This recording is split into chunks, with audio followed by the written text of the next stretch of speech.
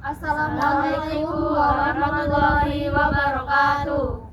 Perkenalkan, kami dari kelompok Jumat Berkah ingin menjelaskan mengenai kebersihan sampah yang ada di Pasar Pahing. Sebelum itu, perkenalkan, nama saya Naila Putri Novanti dengan nomor NPM akhir 110.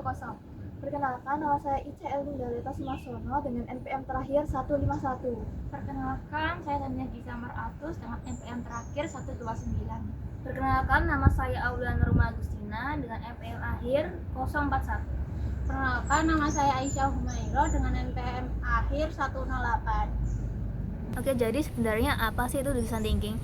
Yang pasti design thinking itu adalah sebuah metode penelitian kreatif yang berfokus pada manusia atau biasa disebut dengan human centered. Nah, yang bertujuan untuk memecahkan suatu masalah yang kompleks atau mengetahui kebutuhan dari user atau pengguna dan yang dapat menghasilkan sebuah produk solusi yang inovatif. Baik, selanjutnya adalah 5 tahapan dan aplikasi dalam design thinking. Yang pertama ada empathize, yaitu observasi dan wawancara pengguna secara mendalam. Yang kedua ada define atau merumuskan problem statement pengguna. Yang ketiga ada ideate atau brainstorming ide solusi sebanyak-banyaknya. Yang keempat ada prototype, jadi kita membuat prototype yang lebih efisien dan juga murah. Yang kelima ada tes atau uji coba dengan pengguna nyata. Ini saya akan menjelaskan latar belakang dari proyek kita. Ini tuh tentang aktivitas di pasar tradisional Pahing, di mana para penjual tuh masih sering kurang menjaga kebersihan sekitar karena kegiatannya itu dari dasarnya tuh sudah susah dan banyak hal becek seperti penjual sayur yang enggan membuang sayur dan malah menyampahi area sekitar ya. Nah, di sini tuh juga begitu karena proses pembersihannya tuh masih kurang. Itu tuh ada prosesnya, cuman karena mungkin dalam harga yang tidak terlalu mahal, jadi hasil dari penjaga pembersihannya itu masih kurang. Nah, di sini tuh kita ingin mencari solusi dari masalah yang ada, ketidakhigienisan yang ada di Pasar Pahing. Misalnya yang becek, lalu sampah yang bertebaran dan juga sampah yang tidak difilter dengan baik. Saat ini pedagang pasar tradisional mengalami kendala pada sistem pembuangan sampah yang tidak praktis dan kurang higienis. Karena posisi tempat sampah yang jauh dan sistem yang masih manual, seringkali sampah berserakan dan cairan menetes di lantai sehingga mengotori area kerja. Selain itu, tidak adanya integrasi antar meja kerja dan tempat sampah membuat proses pembuangan menjadi tidak efisien. Oleh karena itu, kami berhipotesis bahwa dengan merancang meja kerja yang terintegrasi dengan sistem pembuangan sampah yang lebih praktis dan tidak memerlukan sentuhan langsung, maka proses pembuangan sampah dapat dilakukan dengan lebih mudah dan efisien, sehingga dapat meningkatkan kebersihan area kerja pedagang. Di sini saya mau menjelaskan tentang define dari kelompok kami.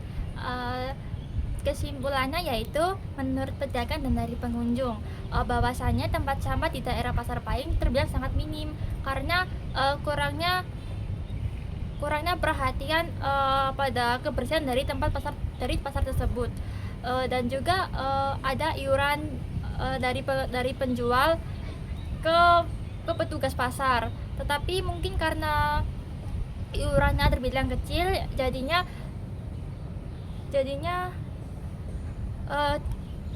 kinerja dari petugas kebersihan itu pun juga terbilang minim karena jarang dilakukan pembersihan di daerah pasar.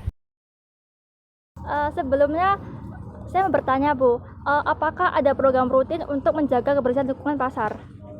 Program rutinnya enggak, soalnya sudah ada tugasnya tiap hari. Nggak ada.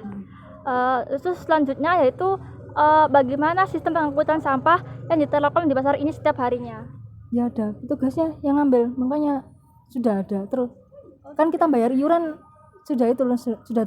Oh, sudah termasuk.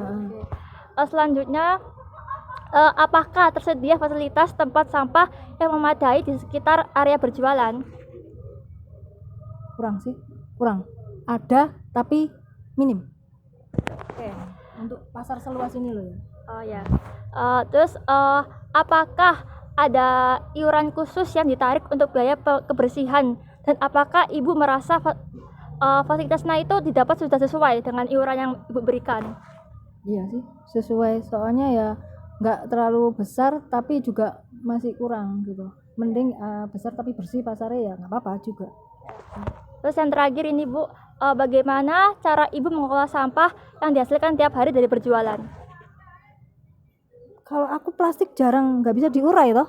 Plastik itu kan nggak bisa diurai kayak organik ya, anorganik. Ya agak susah sih, ya kita pasrahin aja petugasnya. Oh gitu ya.